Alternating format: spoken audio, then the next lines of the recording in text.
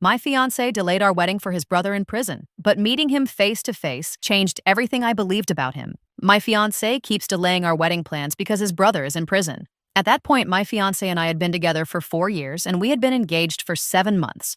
Our relationship had always been strong, and we genuinely enjoyed being together. We got along well, liked each other's families for the most part, although that became more complicated later. And we shared the same dreams of getting married, raising 3 kids, owning a nice house with a white picket fence, a swimming pool, and everything that comes with that kind of future. We had met through mutual friends at a barbecue the summer before he asked me out, and from the very first conversation, there was an easy comfort between us that I hadn't experienced with anyone else. He made me laugh within the first 10 minutes, and by the end of that night, I already knew I wanted to see him again. Over the following months, our relationship grew steadily. We moved in together after about a year and a half, adopted our dog together, and built a life that felt stable and predictable in all the best ways. Looking back now, I think that stability was part of why the sudden tension around his brother hit us so hard. We had never really faced a serious obstacle together before this. Every disagreement we'd ever had was small and forgettable, resolved within a day or two at most. Nothing had prepared either of us for something this heavy, something that touched every part of his family and, by extension, our future together. The problem was that we couldn't move forward with any wedding plans because his younger brother was serving time in prison. To make a long story short, his brother had been drinking and driving with a friend in the car, crashed the vehicle, and the friend lost his life. He was convicted of vehicular homicide while under the influence of alcohol and received an 8-year prison sentence. The friend who died that night had been one of his brother's closest friends since childhood, someone who used to come over for holidays and family barbecues just like one of their own. His death didn't just devastate his own family, it left a permanent scar on my fiancé's family too, because they had essentially lost 2 people that night, one to a grave and one to a prison cell. My fiancé told me that in the months right after the accident, the 2 families barely spoke, caught somewhere between grief and blame, unsure how to even look at each other anymore. Eventually, the silence became permanent. Nobody wanted to reopen a wound that painful, so both families simply drifted apart, avoiding any place they might accidentally run into one another. That tragedy completely shattered my fiancé's family. His father refused to accept that one of his sons was a convicted felon, acted as if he no longer existed, and refused to visit him. His mother completely fell apart. Completely fell. She struggled with severe depression, cried constantly, and couldn't keep a steady job anymore. There were stretches where she barely left her bedroom for days at a time. And my fiancé told me he used to check on her every evening after work just to make sure she'd eaten something. He never said it directly, but I could tell he carried a quiet guilt over not being able to fix things for her, as if being the oldest son meant he should somehow be able to hold the whole family together by himself. My fiancé and his other younger brother landed somewhere in the middle. The whole situation hurt them deeply, and they avoided talking about it whenever possible. My fiancé didn't even tell me he had a brother in prison until we had already been dating for an entire year. Before that conversation, he had never once mentioned him, even though he faithfully visited him every month and regularly mailed him books along with money for his prison account. Since his father wouldn't allow their mother to send money to her imprisoned son, my fiancé and his younger brother handled it themselves so their brother could buy snacks or other small things while he was locked up. The part that affected me was our wedding. I'd been so excited after we got engaged and couldn't wait to start planning everything. But every time I tried to choose a wedding date, my fiancé kept putting it off for months, and I couldn't understand why. Eventually, I started wondering if he even wanted to marry me anymore. When I finally confronted him about it, he admitted what was really going on. His brother had a parole hearing coming up in 7 months. Although it had been farther away when I first brought up wedding plans, there was a chance he could be released early, and my fiancé wanted to wait before locking in a wedding date because he's desperately wanted his brother to be there for the ceremony. Since then, we've been arguing about it constantly. My fiancé truly believed that if his imprisoned brother could attend our wedding, that single event would somehow repair all the damage inside his family. In his mind, his father would finally be happy, his mother would stop suffering, and everything would somehow come back together again. Personally, I didn't believe things would magically work out that way, although I never actually told him that. I just felt we needed to move ahead with planning the wedding, regardless of whether his brother could attend or not. This wasn't even his brother's first parole hearing. The previous request for early release had already been denied because the parole board wasn't satisfied that he had been attending Alcoholics Anonymous meetings. My fiancé explained that his brother had tried going but stopped because he was an atheist and felt uncomfortable with how often God was mentioned during the meetings.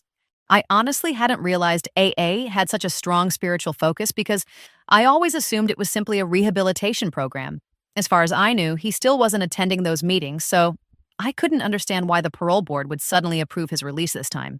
When I brought this up with my fiance directly, he admitted he didn't fully understand it either. He said his brother kept insisting that this time would be different, that the board might weigh his good behavior, his participation in other programs, and the letters of support from family members more heavily than the missing AA attendance. I wanted to believe that too, mostly because I wanted my fiancé to stop carrying so much anxiety over something so far outside his control. Still, a part of me worried that setting expectations that high, especially after already being denied once, was only going to lead to more disappointment if the second hearing went the same way as the first. My fiancé kept telling me to continue planning the wedding without picking an actual date, but I tried explaining that it simply doesn't work that way. His suggestion was that I could at least look through wedding dress catalogs while we waited, and hearing that completely broke me. I burst into tears. That conversation turned into another major fight, and during the argument, he accused me of being ashamed to marry someone whose brother was a convicted felon.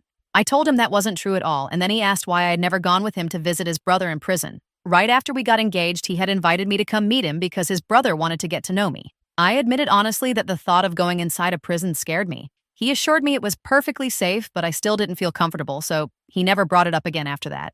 Thinking back on that moment now, I wish I had asked him more questions instead of just saying no and closing the conversation completely. At the time, I was so overwhelmed by the idea of walking through a prison that I didn't stop to think about what it might have cost him emotionally to ask me in the first place, or what it meant to his brother to be told, even indirectly, that I wasn't ready to meet him. I don't think my fiancé held it against me outright, but I could tell something shifted after that. He stopped mentioning his brother around me almost entirely, and I assumed that meant the subject had simply faded in importance. I couldn't have been more wrong about that. During our latest argument, he insisted his brother wasn't a bad person, only someone who had made one terrible mistake and was serving his sentence responsibly. I told him I believed that completely. Even so, he accused me of acting as though I thought his brother would hurt me, which I had never once said. My fear had nothing to do with meeting his brother personally. I was only uncomfortable with the prison environment itself. I even told him I would happily meet his brother anywhere outside prison, and that I would genuinely love having him at our wedding. Instead, he called me a selfish bridezilla who cared more about shopping for wedding dresses than seeing his family reunited and happy again. I honestly didn't know how to respond to something like that. I just started crying while he walked out of the room and slammed the door behind him. The tension wasn't only affecting the two of us anymore. My parents knew how excited I had been to begin planning the wedding, and they also knew my fiancé refused to settle on a date. Since they were paying for the wedding, they had already started organizing things financially, and they couldn't postpone those plans forever. They had begun wondering if he was having second thoughts about marrying me. They knew his brother was in prison, but I never explained that this was the reason behind all the delays. Because they didn't know the full story, they started resenting him and believing he simply wasn't serious about our future together. The whole situation felt like it was destroying our relationship. Around other people, we acted like everything was perfectly fine, but behind closed doors, we barely spoke anymore. Before all of this happened, we almost never argued. He had never called me hurtful names before either. I'm honestly not a selfish person. If I had understood from the beginning that waiting until his brother was released meant that much to him, I truly would have postponed the wedding for however long it took. At the same time, though, my parents kept pressuring me because they had already set aside the money to pay for everything. I felt terrible for continuing to bring up the subject, and now it seemed like my fiancé was angry with me all the time. Every time I apologized, he simply said he didn't want to discuss the wedding anymore. I even started feeling like his entire family hated me. His younger brother now glared at me whenever we crossed paths. His mother even called me one day, tried to apologize for something, but became so overwhelmed with emotion that she broke down crying and hung up before she could finish. I couldn't shake the feeling that I had ruined everything. All I wanted was to start planning our future together, but because my parents kept pushing me, I forced the conversation, and now it felt like our relationship was falling apart. Looking at everything from the outside, I really didn't like the direction our relationship was heading. It honestly seemed like we had reached the point where some kind of ultimatum might be necessary. Either my fiancé needed to start planning the wedding with me now, or maybe there wouldn't be a wedding at all. From the way I see it, either my fiancé and his family needed to sit down together and have an honest conversation about what would happen if his brother actually got released early, whether they were truly ready to welcome him back into the family, and whether everyone was comfortable having him at our wedding. Oh, if that conversation went well, then maybe delaying the wedding until after the parole hearing would make sense. Once the hearing happened, regardless of whether his brother was granted early release or denied parole again, the wedding should move forward. And if it turned out that the family still wasn't ready to fully accept his brother back into their lives, then the wedding should still happen anyway. From my perspective, my fiancé seemed completely convinced that his brother walking out of prison would magically fix everything, as if one release date would erase years of pain and division inside the family. I just couldn't see reality playing out that way. His father had gone as far as pretending his imprisoned son didn't even exist. He wouldn't visit him, wouldn't acknowledge him, and even stopped his own wife from sending him money. If someone felt that strongly, I couldn't imagine him suddenly embracing his son the moment he was released. That simply didn't seem realistic to me. If my fiancé refused to even consider that possibility or wouldn't have an honest discussion about what could happen after the parole hearing, I honestly thought calling off the wedding and maybe even the relationship might eventually become necessary. It felt like he was holding on to a fantasy instead of accepting that his family would probably never go back to the way it had been before his brother caused the fatal accident. There's no question that what his brother did was reckless and inexcusable. Choosing to drink and drive cost someone their life. What also frustrated me was hearing that he refused to keep attending AA meetings simply because they talked about God. I understood he was an atheist, but if getting parole was truly important to him, sitting through those meetings seemed like a small sacrifice compared to everything that had happened. Oh, he didn't have to believe in the religious parts. Oh, he could simply ignore that aspect, complete the program, and improve his chances of earning early release. If he wasn't willing to do even that, then I couldn't understand why anyone expected a different outcome from the parole board this time. And if early release wasn't likely to happen, delaying our entire wedding over something so uncertain didn't make much sense to me. Another thing that really bothered me was the possibility that my fiancé had been giving his family a completely inaccurate version of our arguments. If he had been telling them I hated his brother because he was a felon, or that I refused to visit him because I thought he was dangerous, that wasn't true at all. My discomfort was never about his brother. It was about walking into a prison. If my partner was misrepresenting my feelings to his family and turning them against me, that would honestly be a serious issue in any relationship. Maybe someone else would try to work through that, but I wasn't sure I could. Some of the most popular responses on the original post brought up similar concerns. One commenter pointed out that while many people had been harsh toward me, they believed I'd overlooked how deeply important this issue was to my fiancé. They also felt I was putting too much emphasis on my parents' financial planning instead of focusing on the future I wanted with the man I planned to marry. They questioned whether the timing was really as urgent as it seemed. After all, there had never been some fixed rule that we absolutely had to get married in 2016. Wedding plans could be adjusted if necessary. At the same time, they acknowledged that being stuck in limbo indefinitely wasn't fair either. Their advice was that instead of continuing to fight, we needed to sit down like two adults planning a lifelong commitment and have an honest conversation. They suggested asking my fiancé difficult but necessary questions. If having his brother present was truly essential, would he be willing to wait the entire prison sentence if parole was denied? If that meant waiting another 5 years, was I willing to accept that? If neither of us wanted to wait that long, then why not schedule the wedding sometime after the parole hearing, perhaps about a year away? If his brother was released, he could attend. If not, the wedding could still happen. Their point was simple.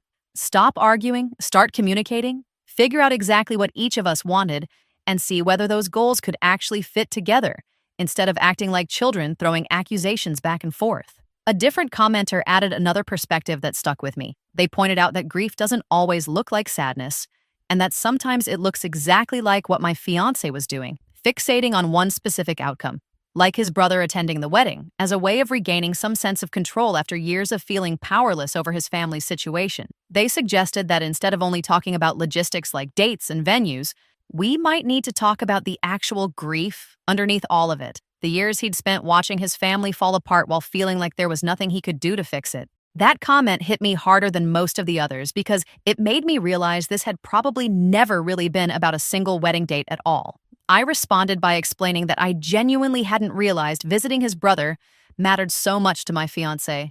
During the 3 years we dated before getting engaged, he had never once invited me to go with him. He only asked me a single time after our engagement. I admitted that I wasn't comfortable visiting a prison, and after that, he completely dropped the subject. That behavior confused me because whenever something truly mattered to him, he usually wouldn't let it go. If he wanted something simple like BLTs for dinner, he'd text me repeatedly until I answered.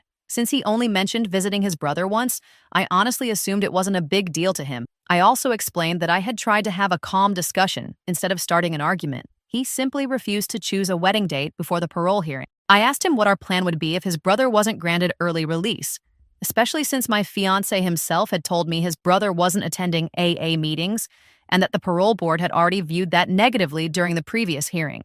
Instead of answering the question, my fiancé became angry, and that was when everything really started falling apart. Another commenter didn't hold back at all. They bluntly said my fiancé was behaving like a jerk, and, even more concerning, that he didn't seem grounded in reality. In their opinion, that kind of thinking wasn't compatible with building a healthy marriage or raising a stable family. They believed he was making irrational decisions on multiple levels and warned me that having children with someone who viewed situations this way could become a serious problem. They even suggested that if the relationship ended, one day I might look back and realize it happened for the best despite all the pain. They reassured me that I wasn't imagining things and that, in their view, the wedding should have been planned regardless. If his brother happened to be released in time, that would have been wonderful. If he wasn't, then life should have continued.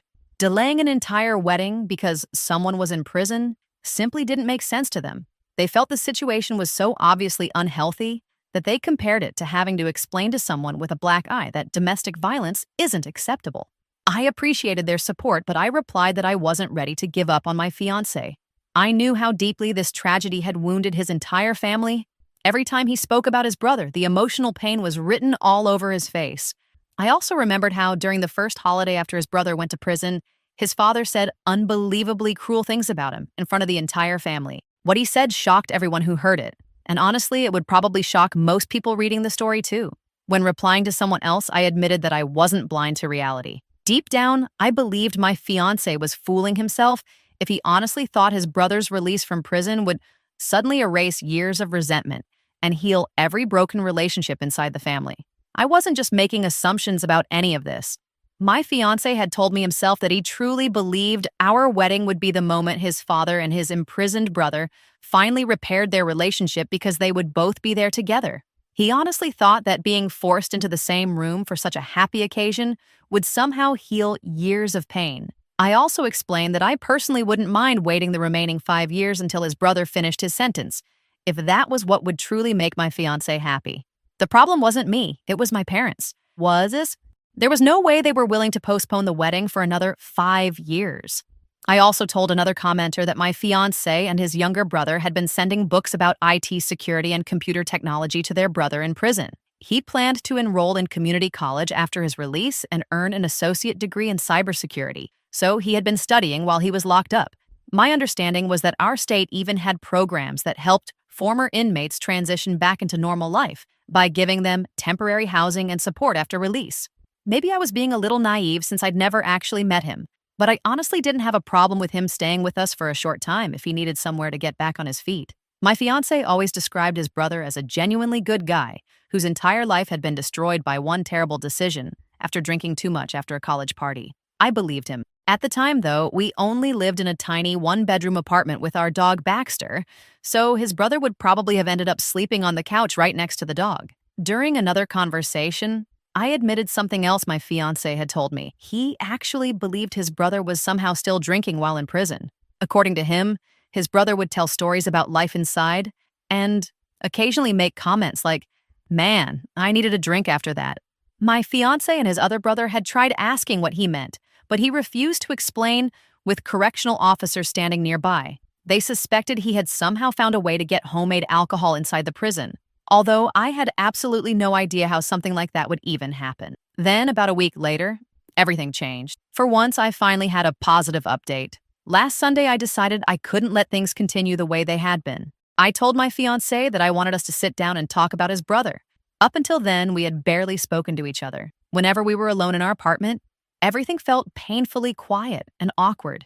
We weren't even being intimate anymore. Whenever we were around friends, family, or out in public, we both pretended everything was perfectly normal.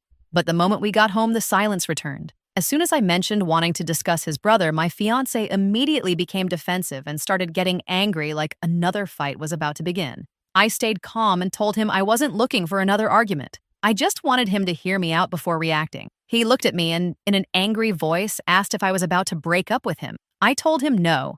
Then I surprised him by saying that I wanted to meet his brother. He immediately told me I didn't need to force myself into something that made me uncomfortable. I explained that visiting the prison still made me nervous, but I hadn't realized how much it meant to him the first time he asked. Now that I understood, I wanted to do it for him, and I also wanted to meet the man who would eventually become my brother-in-law. The tension disappeared from his face almost instantly. He smiled, squeezed my hand, and thanked me. Then he explained something I had never known before. Whenever he and his younger brother visited the prison, they intentionally avoided talking about girlfriends or relationships because they didn't want to remind their brother of everything he was missing. It sounded a little strange to me, but I understood why they felt that way. My fiancé told me the first time he ever mentioned me to his brother was when he said he planned to propose. His brother had replied that I sounded like a wonderful woman and that he really wanted to meet me someday. My fiancé had promised to bring me along during a future visit. Instead, 4 or 5 visits passed and I never showed up. Looking back, I realized how that probably looked from his brother's perspective. My fiancé also admitted something much more serious. His brother was having an incredibly difficult time adjusting to prison. The only people who regularly visited him were his 2 brothers and every once in a while, their mother.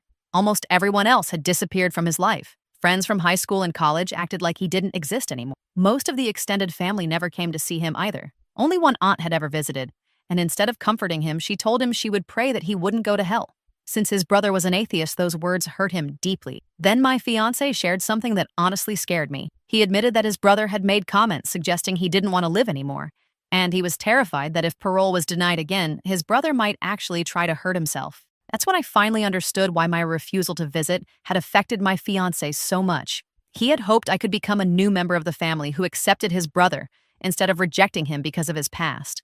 When I refused to go, those feelings quietly built up inside him until they finally exploded during all our arguments. That conversation happened the previous weekend. This weekend, we finally made the trip together. The first thing I noticed was how much better things felt between my fiancé and me all week. Simply agreeing to meet his brother seemed to remove the huge emotional wall that had been standing between us. Looking back, I was honestly grateful to everyone who had challenged me online and told me I should have met his brother when my fiancé first asked. Even though I was still nervous, I knew I needed to do it. My fiancé picked up his younger brother, and the 3 of us drove about 3 hours to the prison. The entire drive, I kept biting my fingernails because I couldn't stop imagining worst-case scenarios. Someone had asked me what exactly I was afraid of, and I finally realized I could answer. My fiancé had told me his brother was being held in the state's maximum security prison alongside murderers and rapists. He had also shared stories about daily fights, guards breaking up violence with tear gas and beanbag shotguns, and all kinds of dangerous situations. In my imagination, I pictured something straight out of action movies like The Book of Eli or The Purge. I expected complete chaos, gangs everywhere, inmates screaming at visitors, men making crude comments toward me, and people reaching through fences trying to grab anyone who walked by. That was the terrifying picture I had built inside my head. The reality couldn't have been more different. Before we left home, my fiancé warned me that the prison had strict dress rules for female visitors and suggested I wear something as professional as if I were going to a job interview. I followed his advice. When we arrived, the entire process felt surprisingly similar to going through airport security. A female correctional officer directed everyone through a metal detector. She came across as extremely strict and unfriendly, but I figured that was probably necessary for her job. While we were waiting, another woman around my age arrived with a small child. I assumed she was there to visit her husband or boyfriend. She was wearing a tight white tank top and jeans, and the officer immediately turned her away. I heard her say, "Brianna, we tell you this every single time. You can't come in dressed like that." Thankfully, my outfit met the rules and I was allowed inside. Once we entered the visiting area, I was surprised by what I saw. Instead of the frightening place I had imagined, there were elderly grandmothers, mothers, wives, girlfriends, and children everywhere. There were so many kids running around that it almost felt like a family gathering. Watching inmates spend precious time with their children was both heartwarming and heartbreaking at the same time. None of the fears I'd built up in my mind actually happened. Nobody stared at me, nobody yelled at me, and nobody paid me any attention. The inmates were completely focused on spending time with the people they loved. The room itself was nothing like what I'd pictured either. Instead of cold concrete and metal bars, it looked more like a school cafeteria, with round tables bolted to the floor, vending machines humming along one wall, and a corner set up with battered toys and picture books for the younger kids. A guard stood near the door, but he mostly just chatted quietly with another officer, occasionally scanning the room without any real urgency. Somewhere nearby, someone's baby was fussing, and a grandmother 2 tables over was laughing at something her son had said. It felt less like a place built to punish people and more like a strange, temporary waiting room where families tried their best to hold on to some version of normal life for an hour at a time. Then my fiancé's brother walked into the room. He was nothing like the person I had imagined. I honestly wasn't sure what I had expected after hearing all those prison stories, but he immediately came across as friendly, funny, easygoing, and surprisingly warm. Every now and then, he would suddenly become very quiet for a moment, but otherwise, he carried on a relaxed conversation. He asked me all kinds of questions about my life, my family, what I did every day, and what it was like living with his older brother, and before long, I found myself laughing along with him. That naturally led us into talking about the wedding. My future brother-in-law told me he hoped he'd be released in time to attend if he was invited. I smiled and told him that of course he was invited.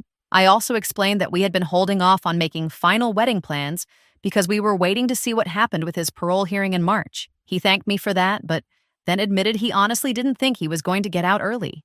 After that, he repeated the same thing my fiancé had already explained to me. He said he had tried attending the AA meetings because the parole board expected it, but he couldn't continue because of how heavily the program focused on God.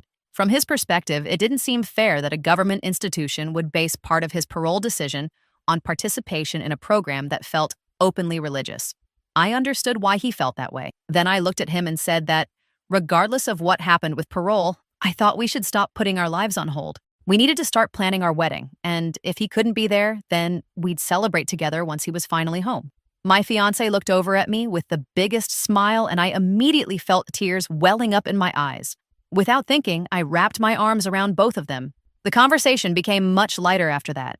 My future brother-in-law started sharing funny stories about prison life. One of my favorites was when he joked that the prison library was filled almost entirely with religious books and terrible romance novels you'd find on the checkout rack at a grocery store. He laughed and explained that many of those books were donated by lonely women who spent their time writing letters to inmates, so naturally they sent over the kinds of novels they personally enjoyed reading. I laughed and promised we'd mail him the cheesiest romance novel we could find, something called Scarlet Nights.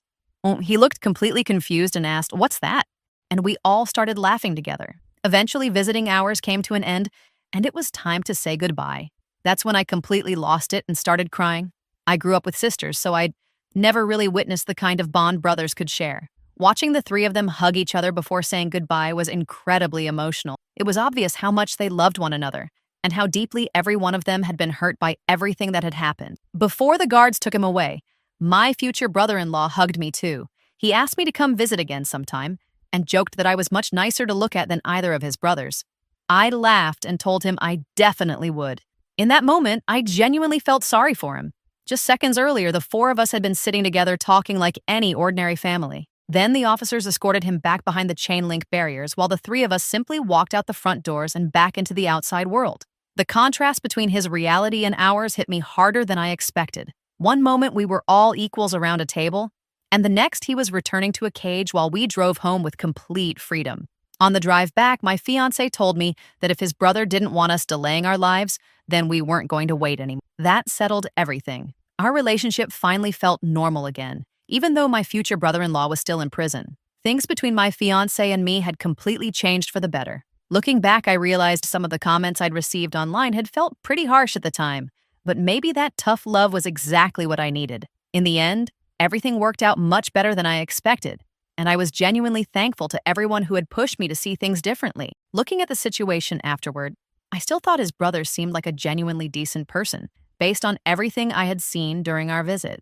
Even so, I still couldn't completely understand his refusal to continue attending the AA meetings. If his personal beliefs meant that much to him, I respected that. But if participating in those meetings could significantly improve his chances of being released early, I couldn't help wondering why he wouldn't simply tolerate the religious parts for a while. He didn't necessarily have to agree with everything that was said. Sometimes enduring something unpleasant for a larger goal just seems worth it. Another thing that stayed in the back of my mind was the possibility that he was somehow still drinking alcohol while in prison. Considering that alcohol had directly led to the crash that killed his friend and changed his entire life forever, hearing that really bothered me. I would have expected someone who experienced a tragedy like that to go in one of two completely opposite directions. Either they would become completely dependent on alcohol because they couldn't cope with the guilt and trauma, or they would become so horrified by what alcohol had cost them that they'd never want another drink again. The idea of casually drinking after causing such a devastating accident was difficult for me to understand. As for the wedding itself, I still doubted that his father would suddenly welcome his imprisoned son back into the family if he were released before the ceremony. Realistically, I imagined his father would probably continue pretending he didn't exist. Even if that made the day awkward, maybe everyone would simply avoid confrontation. His brother would quietly attend, his father would ignore him, and somehow the wedding would continue without a dramatic scene. It certainly wouldn't be a perfect family reunion, but if everyone could keep the peace for one day, maybe that was enough. After the update, many readers shared their reactions. One person told me it was wonderful to see how much maturity I had shown throughout the situation. They were genuinely happy everything seemed to be moving in a better direction. The only thing that still frustrated them was the prison brothers' unwillingness to simply sit through the AA meetings, despite the references to God. They admitted that wasn't really my problem and suggested I leave that issue alone. Another commenter was happy things had improved, but pointed out something much more important. They said the complete breakdown in communication between my fiancé and me should be viewed as a serious warning sign before marriage. In their opinion, we both needed to attend premarital counseling together. They believed couples can't build a healthy, lifelong marriage if communication falls apart whenever life becomes difficult. They also suggested my fiancé might benefit from individual counseling to work through the emotional pain surrounding his brother and the unrealistic expectations he had been carrying. They reminded us that delaying an entire wedding because of the possibility of parole had never really been a practical solution.